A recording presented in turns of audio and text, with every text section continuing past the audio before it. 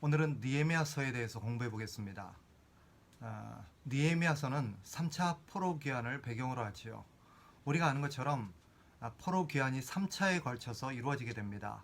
1차와 2차 포로 귀환을 다루고 있는 것이 지난주에 우리가 살폈던 에스라죠. 1차 포로 귀환을 이끌었던 인물이 스룹바벨입니다. 그리고 2차 포로 귀환을 이끌었던 인물이 에스라고요. 그리고 마지막 3차 포로 귀환을 이끄는 인물이 느헤미야입니다. 느헤미야가 3차 포로들을 이끌고 귀환하는 것은 2차 포로 귀환을 이끌었던 에스라에 의해서 이루어진 2차 포로 귀환 14년 후에 이루어지는 그런 사건들을 다루고 있습니다. 이 포로 귀환을 이끌었던 3차 포로 귀환의 중심 인물이 되는 이 느헤미야는 원래 우리가 아는 것처럼 페르시아의 아닥사스다 왕의 술 맡은 관원장이었습니다. 그는 왕의 안전과 신변을 책임질 만큼 왕으로부터 아주 두터운 신임을 입고 있었던 인물입니다. 그가 예루살렘의 회파와 그런 어려운 상황들을 듣게 되고 그는 왕에게 아뢰어서 바벨론에서 이스라엘로 즉 예루살렘으로 돌아가기를 요청하게 되고 왕의 허락에 따라서 이스라엘 백성들 남겨진 또 무리들을 이끌고 이스라엘 예루살렘으로 돌아가게 되면서 이루어지는 사건들을 다루고 있는 것이 느헤미야서입니다. 이 느헤미야는 유다의 유다의 총독으로 파견되죠. 그러면서 우리가 아는 것처럼 돌아가서 무너진 성벽을 재건하고 또 어지러운 사회적 여러 가지 상황들을 재건하고 바로잡는 일을 감당합니다. 느헤미야서는 크게 두 가지 내용으로 이루어져 있습니다. 전체 13장으로 이루어져 있는데 1장부터 7장까지는 느헤미야가 돌아가서 성벽을 재건하는 이야기고 또 8장부터 13장까지는 성벽 재건 이후에 에스라와 협력해서 먼저 돌아갔었던 에스라와 협력해서 사회를 개혁하고 신앙을 다시금 재건하는 일들을 이뤄내는 그런 기록을 다루고 있습니다. 이 에스라서가 기록된 이유와 느헤미야서는 사실은 맥을 같이 하고 있습니다. 이 에스라가 사실은 신앙적인 어떤 개혁을 주도하는 그런 역할을 했다면 느헤미야는 사회 개혁을 주도하는 그런 일을 했던 인물이라고 볼 수 있겠습니다. 이 느헤미야가 기록된 목적은 사실은 참된 개혁이 무엇인가 하는 것을 우리에게 보여줌으로써 궁극적으로 하나님의 나라 또 교회가 어떻게 개혁되어야 될 것인가 하는 것들을 우리에게 제공하는 데 있다고 볼 수 있습니다. 먼저 그 내용을 다시 한번 좀 구체적으로 살펴보고 이 느헤미야서를 통해서 우리가 좀 교훈들을 살펴보려고 합니다. 앞서 말씀드린 것처럼 두 부분으로 나누어지죠. 1장부터 7장까지는 느헤미야가 성벽을 재건하는 이야기로 구성되어 있고 8장부터 13장까지는 사회개혁에 대한 내용으로 다뤄져 있습니다. 먼저 1장과 2장에 보면 느헤미야가 바벨론에서 예루살렘의 어떤 회파 소식 또 여러 가지 폐허가 되었고 시대 상황이 암울하다는 그런 소식을 동생 하나냐로부터 듣게 됩니다. 그럼으로써 그는 하나님 앞에 기도하게 되고 아닥사스다 왕에게 이 소식을 전하고 자신이 본국으로 돌아가서 예루살렘으로 돌아가서 그 땅을 다시금 회복시키고 재건할 것을 왕에게 요청하죠. 그리고 왕은 그런 느헤미야의 요청을 허락합니다. 그럼으로써 3장부터 7장까지 보면 느헤미야가 돌아가서 성벽을 살피고 또 재건하는 이야기들을 기록하고 있습니다. 이 가운데 우리가 좀 주목해 볼 점은 거기에 순탄하지만은 않았다라는 거죠. 산발락과 도비아로 대표되어지는 사마리아 사람들의 끈질기고도 치밀한 방해가 있었습니다. 그들은 느헤미야가 성벽을 재건하러 왔다는 소식을 듣게 되고 수단과 방법을 가리지 않으면서 온갖 위협과 겉된 소식과 여러 가지 일들을 통해서 느헤미야가 성벽을 재건하는 일들을 방해하곤 합니다. 그러나 하나님의 은혜로 52일 만에 이 성벽은 완성되어집니다.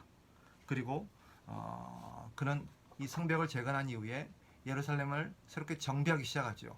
문지기들, 즉 파수꾼들을 세우고 또 거주지를 결정하고 누가 이 예루살렘 성 안에서 거주하면서 이곳을 지킬 것인가 하는 그런 것들을 결정하게 됩니다. 그리고 다시금 레위인들과 또 예배하는 사람들을 세워서 예루살렘 성전에서 예배가 다시 재건될 수 있도록 이 모든 기반을 놓는 일에 느헤미야가 총독으로서 앞장서죠. 그리고 후반부에는 8장부터 13장까지는 이 성벽이 재건되고 나서 그 사회 여러 가지 신앙적이고 사회적인 어떤 문제들을 다시 바로잡는 일들을 하게 됩니다. 대표적인 몇 가지 사건들이 있는데, 예를 들면 대표적인 게 제일 먼저 했던 게 뭐냐면, 성벽이 재건되고 나서 느헤미야는 총독이었죠. 정치 지도자라고 할 수 있습니다.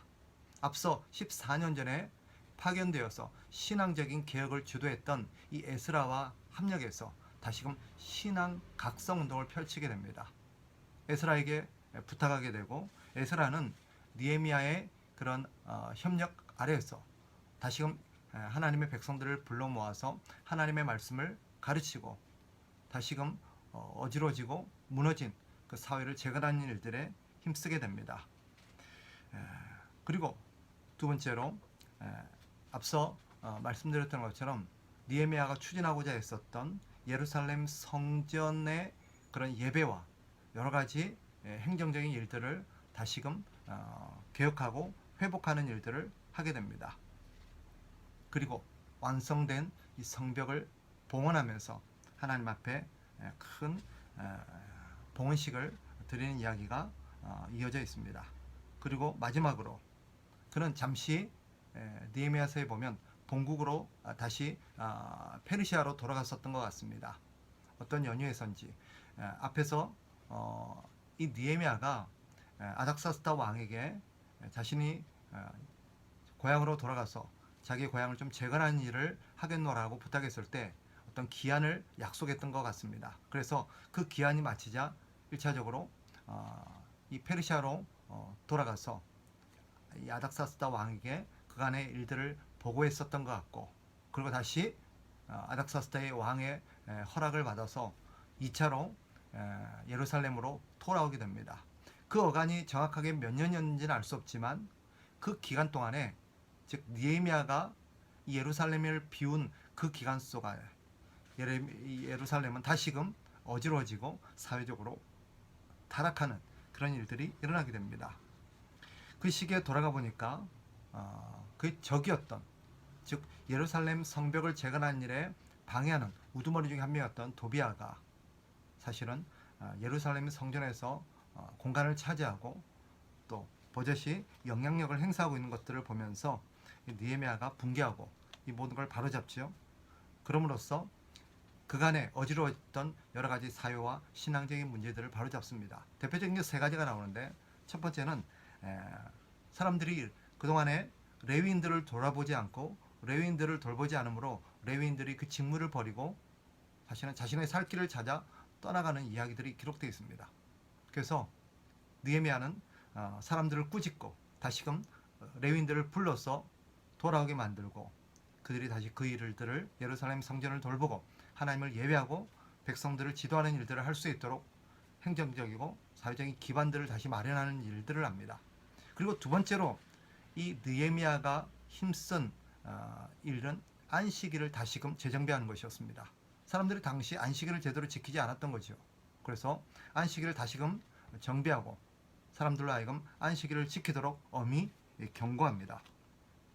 그리고 마지막으로 에스라서에도 다루고 있긴 하지만 이방인과의 결혼, 통혼으로 인해서 어지러워진 신앙과 언어 문제를 바로잡습니다. 이방인과의 결혼은 단순한 문화의 문제가 아니라 사실은 신앙의 문제가 얽혀 있었던 것입니다.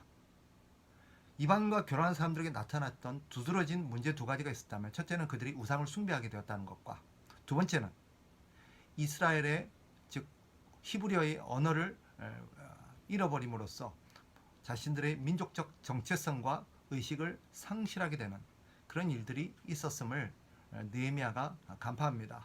그리고 이 모든 것들을 바로잡게 되죠. 그럼으로써 하나님의 나라를 다시금 재건하는 그런 일들을 강행하게 됩니다. 자, 여기서 우리가 한 가지 좀 눈여겨봐야 될 것은 이 느헤미야서에서 가장 강조되는 부분이, 또 느헤미야서에서 가장 우리가 기억되는 사건이 성벽을 재건하는 일일 것입니다. 느헤미야가 돌아가서 제일 먼저 한 것이 성벽을 재건하는 일이었기 때문이죠. 그렇다면 이 성벽을 재건하는 일이 왜 그토록 중요한 것이며, 이것이 심혈을 기울이고 가장 우선순위에 둘 만큼 느헤미야가 신경을 썼던 이유가 뭘까요? 그것은 성벽은 단순히 이스라엘 백성들의 안전을 보장하는 걸 넘어서서 신앙적인 어떤 의미가 있었기 때문입니다. 에스라서의 주제가 성전 재건이었다면 느헤미야서는 성벽 재건에 의미를 두고 있죠. 성전이 먼저 안전하게 보존이 되어서 하나님 중심의 예배와 삶이 이루어지려면 그것의 기반 시설이 성벽이었던 것입니다. 즉 성벽은 안전한 신앙생활을 위한 하나의 그런 정책, 보호 정책이라고 볼 수 있겠죠. 하나님의 영광과 임재가 충만하기 위해서는 성전 중심의 삶이 이루어졌어야 했습니다. 그러나 그 성전 중심의 신앙의 생활이 이루어지기 위해서는 성벽이 재건되어지고 성벽을 통해서 신앙생활을 안전하게 영위할 수 있는 사회적 기반과 그런 정책들이 이루어졌어야 하는 거죠. 따라서 성벽 재건의 영적인 의미는 사실은 바른 신앙생활, 바른 예배생활을 위한 기반이 되는 그런 사회 구축, 더 나아가서는 영적인 의미는 바로 말씀의 재건에 있습니다. 쉽게 말하면 바른 신앙생활은 바른 말씀의 기초 위에서 세워져야 된다는 것입니다. 이 성벽 재건은 외형적으로는 사회 안전망을 구축하는 그런 어떤 모양새를 갖고 있었지만, 영적인 의미로는 바로 하나님의 말씀을 재건하고 말씀의 기반 위에서 모든 신앙생활과 삶이 이루어져야 된다는 것을 우리에게 보여주는 하나의 메시지인 것입니다.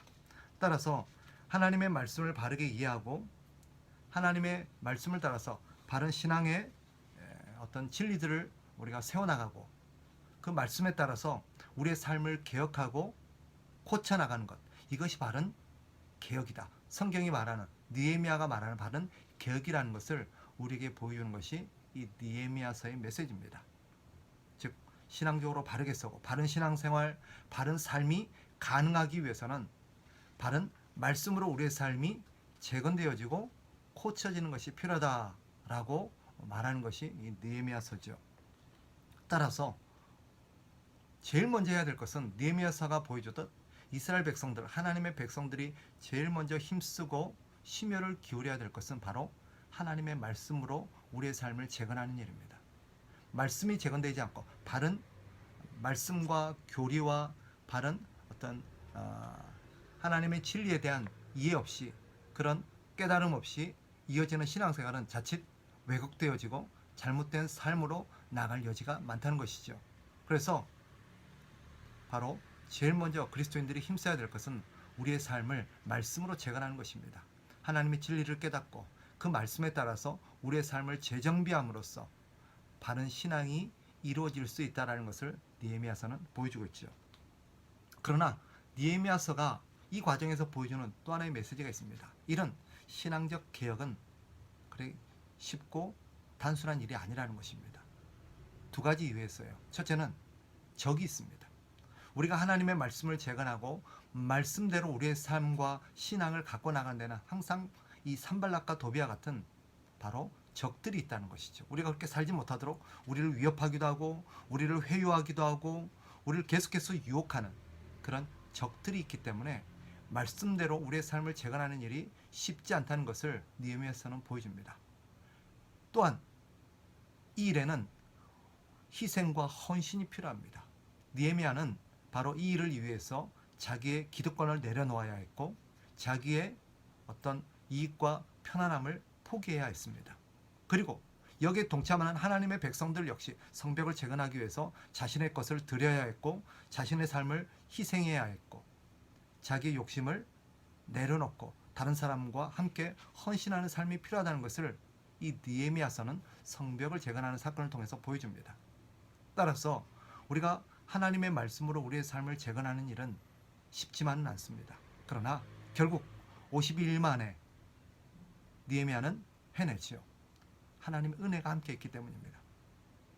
바로 느헤미야서가 보여주는 중요한 메시지 하나는 비록 그 길이 하나님의 말씀으로 우리의 삶을 재건하고 말씀대로 살아가는 삶이 쉽지는 않지만, 그러나 하나님 우리와 함께 하시고 은혜를 주심으로 그것은 반드시 이루어질 수 있다라는 것을 보여줍니다. 따라서 느헤미야서를 우리가 읽으면서 느헤미야를 통해서 우리가 가슴 깊이 새겨야 될 메시지는 우리의 삶의 가장 기초적인 신앙생활을 위한, 또 삶을 위한 가장 기초적인 작업이 뭐냐? 우리의 삶을 말씀으로 탄탄하게 가꾸는 것입니다.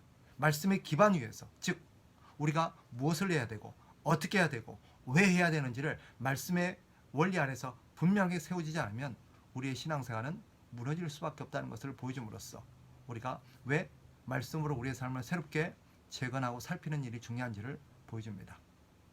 이런 느헤미야서의 메시지를 기억하고 느헤미야서를 차근차근 읽어나가시면서 하나님이 우리에게 주시는 그런 교훈들을 다시 한번 되새기게 되는 기회가 되기를 주의 이름으로 축복합니다. 감사합니다.